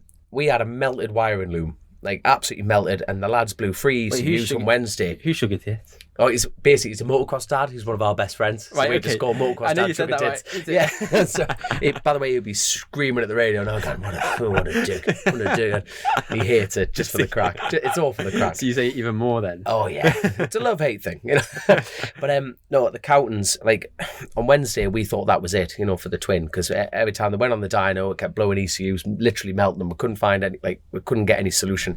And they just like totally bastardized and like one loom to fit another, and they worked their backsides off, and it was one of them situations where you think we're not going to make the grid, and literally I seen your Instagram post at like 10 11 o'clock the night before, and I was thinking, and then they're not giving up with the delays. Like they moved the race from 11 o'clock onto like 3 o'clock, and we're like, we may get this. And every single one at Counting Race, and Sugar absolutely I can't remember Sugar's mate's name. I keep calling him Norman. What's his name? It's his brother, isn't it? Is it? Mm-hmm. Well, anyway, I'm going to call him Norman, so just to wind him up. So Norman there even got stuck in, and like absolutely every single and it just shows that just like never giving up's an option. But like Michael Dunlop was behind us, and like Rutter was in front in the pattern. I think I've seen you push. Was somebody running with the bike? Mate, you have no idea. Literally, Rutter had his arm on his shoulder about to go, and like Neil wheeled in. It was missing, it was farting. I had no rev counter, no quick shifter, no pit lane, no nothing. And it was just like, there's Fangan, just ride it till the water boils. I'm like, right. Literally, and it finished. And it missed to the bottom, it missed to the top. It wasn't doing nothing. And I tell you what I've never ever, that felt like a win. Oh, it was. Yeah, just for them to come in, and everyone was absolutely. So to get a top 10 on that, I was at. Yeah. You know, James was definitely looking down on his dad there to get it finished. That's equal your best best result round here. Yeah, so I'm doing 10, 9, 8, and I'm stuck at 8. So hopefully, I'm similar. I've done 12, 11 on the big bike, so I'm hoping like 12, to finish 11, on a 12, 10. 11. Yeah, that's the thing, isn't it? That's the thing. And in terms of your aspirations, like going forward, do you have a particular, like obviously everyone wants to win eventually. Do you have a particular thing that you really want to tick off here, like sort of for finish this year's TT? This year. Sorry, I didn't. I was talking about future. You can answer for this year as well, but I just meant like future aspirations. Do you have something that you like? Well, future has got to be win a TT. It's like that's obviously I'm not expecting to do that next year or even maybe the year after, but like I'm in 3 years from now, you're gonna go for it, lads. Yeah. I don't want to like say I wouldn't. Obviously, it's not going to be next year or whatever. But I'd love like you say, I'm 24. Like Michael and Nat are like 33. I'm 24 today, so like Michael and Nat are like 33. McGuinness is 50. Hutchie's cracking on as well, isn't he? I think he's like 40. I don't think you'll appreciate it. You know what I mean, though. You know what I mean. Does Hutchie listen to this? He probably will now, and he will come and give me a clout. But you know what I mean. Like he's like, cheeky bastard. Like I didn't actually realise because he looks really young, doesn't he? Oh, but stop! Put the shovel down. Put the shovel down. But you know what I mean. Like so, like the top boys are like getting older, so hopefully, like I say, I'd love to do it while they're still here, but I'd see maybe like a long-term thing. I'd love to win a TT. I hope your missus doesn't she'll be begging for it after you win it. Now we can have kids. If I win one, I wouldn't stop, that's for sure. I'd want to carry on, but no, the like you say, that's probably the long term. This TT, I've exceeded anything I expected, to be honest with you. I didn't expect to get a top in my first TT. I was hoping to, like, a secret, I didn't tell anybody, but a secret thing, I was hoping to get a top 20 on the big bike, because you know how rewarding that is when you come in on that thing after holding on to it. You're just a passenger for 6 laps, aren't you? Do you know what I mean? So like I was hoping for a secret top 20, but to be like knocking on the door of a top 10, it's like fantastic. Blowing my thing. So like tomorrow I might just do what I did in the Superbike race, treat it as like another 4 laps of practice, and hopefully go quicker without thinking about it. So I'd love to get like a secret thing. I know it's not a secret, but it'll be secret because it won't be out by then. But I'd love to get over 127. I've done like 127.2, 127.3, done 127.5 on the Superstar race. So I'd love to just hit like 128 just to break that 27 ice, and then it puts you in a good stead for next year then, doesn't it? So that's my main aim. And then in the 600 tomorrow, try and get back up to speed and learn how to ride it again, because I've completely forgotten riding 2 laps. Yeah, exactly. It's mad, isn't it? I was going around Quarterbridge on the first lap. I said to my dad, he goes, "What was wrong with you on the first lap? You did like 118, because I did 121 on the last lap." So I started picking it back up again. I said, I went around the Quarterbridge, I come in, sat it down, sat it back up again, and then squirted it. And I was like, what am I doing? Because I'm so used to the big bike, whereas you can be like scratching, can't you? So it took me like a lap to get into it, and then it was actually funny. I think Phil Crow was he had a bad pit stop or something, so I passed him in the pits, but then he sat behind me all the way to Glen Helen. Is this in the 600? In the 600 race. So obviously he sat behind me the whole way to Glen Helen, and he said like it was actually good to be sat behind somebody that you can trust, because he said there's been quite a few wild people or whatever. So he sat behind me there, and then he come past me into the 13th. Yeah, 15th. So I just stuck on his back wheeling, because obviously he's really good on a big bike, isn't he? So I thought I'll just learn from him and see where he goes through Ramsey and everything. Like towed a Ford Fiesta. Exactly. Yeah. So he was coming to Bath Bridge, and I thought it was Bubba Stewart. He went over Bath Bridge, and the thing was like scrubbed over it. I tell you what, I know. He was a big boy, but now he's just a big, like, you know what I mean? He's a big lad for them. So there was no one jumping that better than Bath Bridge. He is hungry for it. Really? But honestly, like scrubbed off, his feet were off and everything. He goes, the foot pegs were shit, and I was like, you are meant. It's like when you were behind it, you could just see the thing scrubbed, but he did thought nothing of it. The foot was back on, and he was flat out again. But no, I was like, if that was anybody else, that wouldn't have just been a simple scrub and then back down again. And then, but he thought nothing of it when he come in. I was like, that was mental, and he was like, oh, it was all right, really. His foot come off, and I was thinking, yeah, it wasn't like that from behind. But that's but Phil like, Crow through. But like it was good. Like in the 600 race, I think I went quicker again because I started to learn again, because obviously Phil's main races are the big bikes, aren't they? So, but it was good just to see where he is on the road, because he's been here a few years, hasn't he? And he's a fast rider on the big bike, and obviously the 600 as well. But that's kind of, I said to my dad, I said, I wish I was a bit further up in the order. Obviously the TT weren't going to put me further up because they didn't know what I was going to do. But if I was a bit further up, then somebody fast could come past me. Like say if I was like near you, if you come past me, then I can just sit on the back of you and learn, can't you? So like John and everybody, they get people come past them and they can just learn, can't they? Obviously I know John doesn't need to learn, but he gets pulled along in the race, doesn't he? So You obviously caught Phil on the big bike. I bet that was. I bet you like sort of chuffed a bit to take. Me, I was like, get in, you fuck, get in, have some of that. I was like, I don't even smoke, but I wanted a cigarette after. I was like, yes. Yeah, he'll hurt me. Really. Is obviously a proper like good experienced pilot around here. He's safe, no. I tell you what, no. Crowley is a pilot. Period. You know, it doesn't matter where he is just fast. Even on a short circuit. So fast. I remember growing up when I was on like the Aprilia and he had that, it was like a yellow, like I remember him from then, he had like a yellow and and he was like, he was massive then. Hopefully he doesn't punch me now, but he was massive then. And I was like, he is flying. Do you know what I mean? You wouldn't expect somebody like that, but he was like winning club races for fun. Yeah, but he's like, he was like 24 and now he puts effort. That's the thing about Crow, you know what I mean? He's put the effort in. He does. Yeah. You know what I mean? Did you feel like proper safe behind Phil? Yeah. That's what I thought. As soon as he passed me, I was like, because I knew he was there because we come into the dip, and when you come into the dip, you can always get like a little, like you can see somebody or hear somebody behind you. So I had like a little look, and I could see it was him. So, and I was like, he didn't pass me until the 13th, so that's a long way to sit behind me. So I thought he must have been all right sitting behind me. So then I thought I'd use the opportunity then to sit behind him, because like you say, he's done it. How many times has he been through Ramsey and everything? I just thought, just to see where he is. I know he's not on the big bike, but you can see where he is, and it just pulled me along over the mountain then and whatever else. It was it was good to experience. Because like you say, but I had a quick chat with him. It's like when I passed him in the start race, I was holding him up a few places mid turn, and it's like that. You've got to learn. Yeah, you've got to learn from that. Yeah, it's like Crow was like, I was holding him up some places, and I could just like get away from like the weight advantage. That's the blunt side of it. Yeah. But then having them chats between other TT riders, it's like, right, well, I've got to learn from that. I think like on the 600, because obviously he is a bigger lad than I am. I was like catching him back up down Solby, but I was like, I'm not going to go past him because he passed me back again. And then you learn mid turn. Yeah, exactly. It's like in practice. I caught James Hillier. He was on a 600 and I was on the big bike, but I caught him at Ballacrane and I could have easily gone up the inside of him, but it was practice, and I was like, do you know what, it's practice. I'm going to pull back and I'm going to sit behind him the whole way through Glen Helen on a 600 and just see what he does. And then I passed him out of Lamfell then, but I just wanted to learn. Like you say, you don't get anything out of practice, do you? No. So I just thought, he's on a 600, he's going to go through there pretty quick, and he's like you say, how smooth James is. So I thought I'm just going to sit behind him, sat behind him the whole way through Glen Helen and learn loads. Do you know what I mean? That's what it's about, isn't it? Of course it is.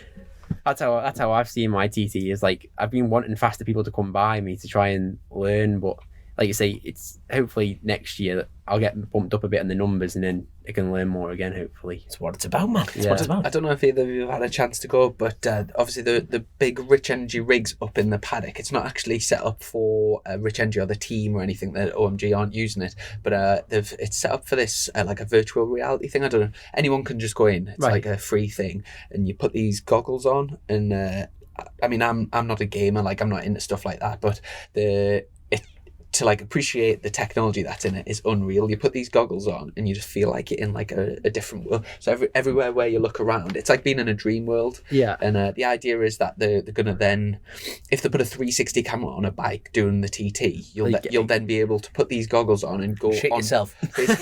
Basically go on board, but everywhere you look, it'll look exactly like being on board. Yeah, like you can look behind, real, won't it? You can look behind you, you can look above, and you can do a full lap. And I can't tell you how amazing like the thing that they've got at the moment, it's you can like walk around, and they've got like a virtual room, and you can watch videos and stuff, and it's very immersive. But when they link that technology with the bikes, it'll be like then people will be able to experience what we experience. Like, I don't know. Does it? Quick question for you: does it not interest you? Racing over here, I can obviously see the attraction. Like watching roadside, it looks like unbelievable. There's a few places where I've watched where you're kind of watching and you think, oh, like for example, I was up at the Craic yesterday, and I was watching there, and like come in nice on the brakes, bit of run off, and then you pick it up in front of the crowd, and it's like it looks quite safe and whatever, and you're looking there and I'm thinking, God, like I quite fancy a shot of this. And then I've been watching it like the entrance to Ghostly, where you're like millimeters away from that lamppost, and then peeling at like 170, and there's just a wall on the outside. And that little like pretend like board gets pretty close, doesn't it? Quickly, like, you go through there and you think, if that goes wrong, you're going to get pretty close to that board quickly. But that's what it's about. So So you kind of think I've never ruled it out, but yeah. I'm really sort of focused on what I'm doing with the short circuits at the moment. But in life in general, I don't really like ruling things out. Yeah, like for future. But I don't have any like. Do you know how some people, like, for example, I think when Davey first came, he watched the first year and he had like a burning desire to be here the following year on a bike. I definitely don't have that. Yeah. You've got to be here for like the right reasons, haven't you? Yeah. Like some people come for the money, they do whatever they do. What money? I know, yeah. You know what I mean? But they come for, obviously, like, well, I don't know if I should say this, but like what happened to James Ellison at the Northwest, if you know what I mean? Wasn't he supposed to be a newcomer, but then didn't go out? For some reason didn't go out, so yeah. But like, do you know what I mean? Like them, like he obviously didn't really want to do it, but I think with the road racing, you've got to like have a burn. Like you grew up, like your families grew up with road racing, same with mine, and like your is fully focused on BSB. I think you've got to have like a want, haven't you, to be here? Yeah, definitely. He's here anyway. He's having a great holiday. I put the Patreon thing on. 2 seconds. I'll just grab them up. But it's only been on like maybe about an hour, so we'll see if anyone's been online. They'll submit some questions. So I've got 3 questions. First one, Liam Evans, brilliant TT so far, Nathan. Congratulations. Which section of the TT course do you feel the strongest / weakest on, and why? We've already sort of went through that one.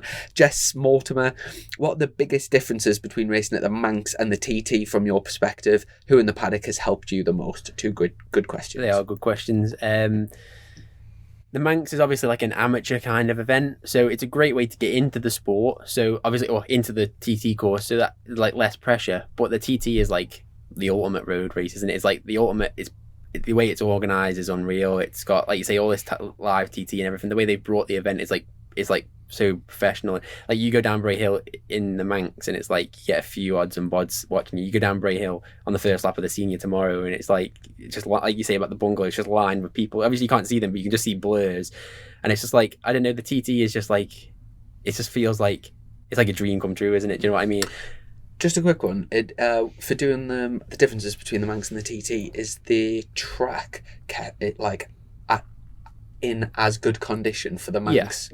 Yeah, definitely. It's better. Yeah. The Manx is because they leave all the rector sail up and everything like that, but like because we're putting the rubber down, even when you turn up at the Manx, the rubber's still there. You know, the lines are still there, the dust is still shifted.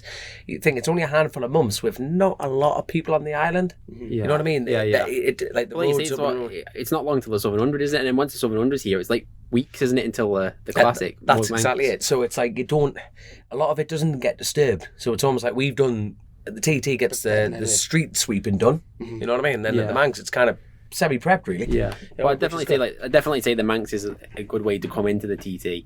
Like some people obviously have pros and cons. It depends who you are. Like Glenn's not going to go to the Manx Grand Prix because he's a professional, like outstanding bike rider, isn't he? But like you say, if you've got humming and hawing whether you think you're good enough, it's definitely best to go through the Manx route and then go to the TT, and you know you're confident then. And also this year with them limiting the numbers of the things, what's like, obviously now we've been through that process and then dropping like only the top 50 going through out of 70, I think it was, 70 for the big bike race.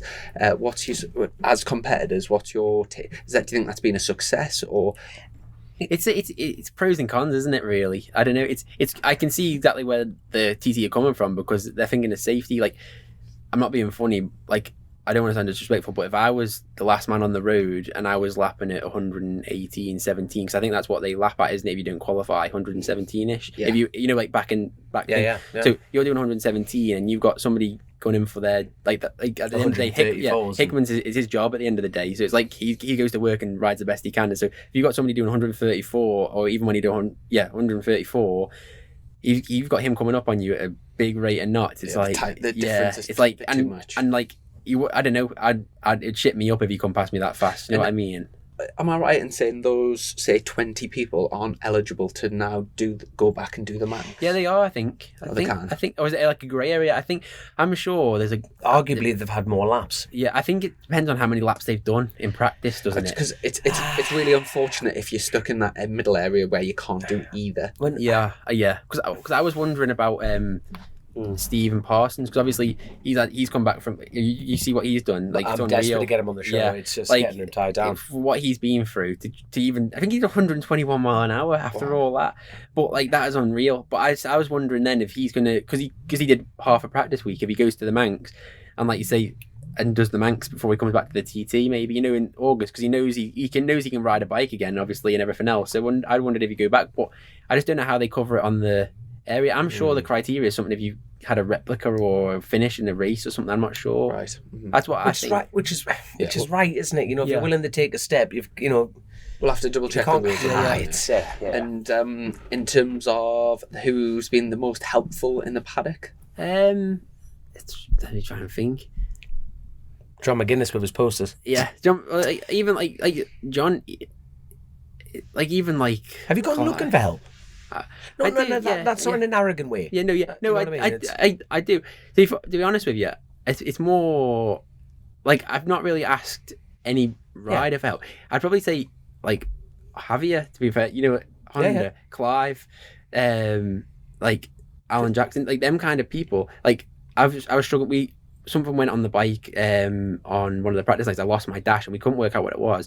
And I went to Javier at Honda and he was over with one of his technicians within an hour or so and fixed it. Do you know what I mean? It's about, like I'd say more like them kind of things, because obviously like yourself, when you're like a privateer, you don't know the full knowledge to the bike, especially when you're new to like the Honda and everything. Mm-hmm. So I think like them kind of people, because you've had that a couple of years now, the Honda, haven't you? So it still goes wrong. Yeah, like you say, but I think the TT course is that like it's the first time around the TT course, and it's a completely different aspect, isn't it?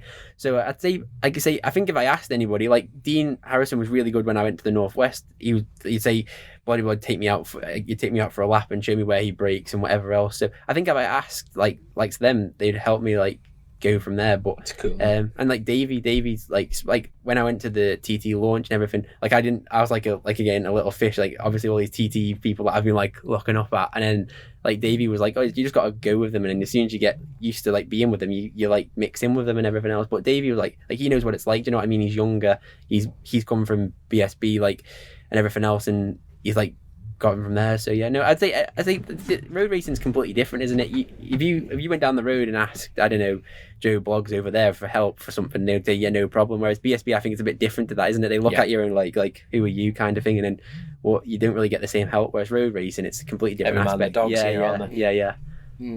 Oh, good. Totally agree.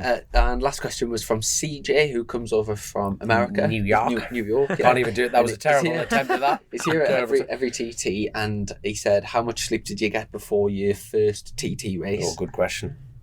To be honest with you, I was all right. It was in his own bed. He's got no excuses. Yeah, I was in my own bed. Yeah, I was actually, to be fair, I was actually fine. I woke up at like 6 o'clock and I was like, "Here's the day. Today's the day." I was like, "This is happening." I looked out the window. It was sunny, and I was like, "This is happening." And I was like, maybe I'll go back to sleep for an hour. And I was like, shut my eyes. And you know that feeling when you're trying to go to sleep and you're like, you're not going back to sleep. And then I've watched an onboard lap, get ready for it, and I straight up. Then I was getting a little bit nervous, like I said, from my first 6 lap race, and I was like, eat a little bit of my Weetabix. I couldn't even eat 3 Weetabix, so yeah, it was good. But yeah, no. And I take it the start procedure is completely different to the Manx, so that's the first time where you've went through the the arch, all of that sort of thing, and was that experience kind of what you anticipated? It's more just like. It's more like, I don't know what you done, but it's more the people you're with, I think. It's like the people, and when you look up and the grandstand's absolutely booming, and it's like all the people like along the thing, and you're like, shit, this is good. Like, this is the deep end. Yeah, this is like, yeah. But like, I don't know, that's what I've always wanted to do, and I guess somebody asked me before, like, how do you feel? And I was like, it just doesn't even feel real. I think it'll take like a couple of weeks. I go back to work on Monday, and then settling down and get the blues, and then you're like, oh, I'm back to reality now. This is me till... What you might have, the Manx Grand Prix isn't even 2 weeks anymore, is it? It's like a week, but I think then you might get a chance to go through all your videos you've been sent and everything and think, shit, that was good. Yeah. And then just ready for next year. Yeah. Anyway, you give us till 4:30. It's 4:28, so timed it pretty good. I'll tell you what, with that 2 minutes, I must say, and I'm like, the thing about the TT is it's all about the highs. Yeah. It's about the lows as well, and obviously, we lost an icon in this year, which was Davy Morgan. Definitely, and I'm devastated about that. You know, like first like Mark, and then like Davey Morgan, he will be a miss, and he's such a big part of the sport, and yeah, 100% with you on that one. Like you say, growing up, the pink lid, like the cancer, and it was just unreal. He's just an icon, wasn't he, for the TT? And like you say, it's hard to believe it's actually happened, but like condolences to his family and friends. 100%. Well said. And also I've forgotten the guy's name, unfortunately, but the sidecar incident. There was a misidentification. And I don't want to get it wrong, but the person that passed away in the sidecar, obviously, send our condolences to definitely with you on that one. Well. And then, but hopefully we get the better weather for tomorrow. Fingers crossed we get the weather. Well, let's get the weather. Hopefully we get out of here and it's like Barbados. So you've got a super sport race. There's a 2-lap dash with that. A sidecar race. Yeah, and then the big senior. But the senior's been reduced to 4 laps. Yeah. Has that been confirmed now? It has, hasn't it? Yeah, spot on. So you know the paddock's like year one, that thing. Yeah. One or the other, massively. Best of luck with that. Just a quick... Good luck, my man. Enjoy. And happy birthday again. Thank you very much. Just a few quick things to wrap things up. There's a chance to win a bike. So through, I don't know if anyone's been following what Lee Johnson's doing on YouTube, but basically through Bennett's, he's been restoring a bike, and you basically just have to, if you go on one of his videos, you can click the link. Beautiful thing. He's restoring it, and then Bennett's giving it away to one person. So it's free to enter, so you may as well enter that. And also, we've got that track day on the 27th of July at Cadwell Park, which anyone can come on, and it'll be good to catch up with a few people there. Skids and wheelies. Yeah. Obviously a massive thank you to our sponsors, Colchester, Kawasaki, and to all of our patrons. And just to wrap things up, how are people going to follow you on like social media or? Yeah, so I've got Nathan Harrison Racing on Facebook, Nathan Harrison with a Y, because I was young and I didn't really know what to do, so Nathan Harrison with a Y on Twitter, and then Nathan Harrison 2 on Instagram. Awesome. By the way, just a quick one, have you seen the French cat with an OnlyFans? That is brilliant. That is brilliant. Timothy Monet or something. Best looking bag out there. I said to my brother, I said, have you seen that guy? And he goes, it's Timothy Monet. And I was like, he's like, a proper lad. Yeah. I was like, I said to my brother, I said, is he actually sponsored by me? He said, either that or he gets a free subscription. What a fella. Please go and have a look. There we are. But honestly, Nathan, yet again, happy birthday. And thank you so much for taking the time. And now you are free to go. You're a minute late. Thanks very much. Thank you. All the best, mate. Take care. Cheers. Cheers, man. Chasin The Racin, powered by Colchester Kawasaki, part of the Global Moto Group. We supply new Aprilia, Moto Guzzi, Vespa, Royal Enfield, Kawasaki, Sim, Mutt, and Benelli motorcycles.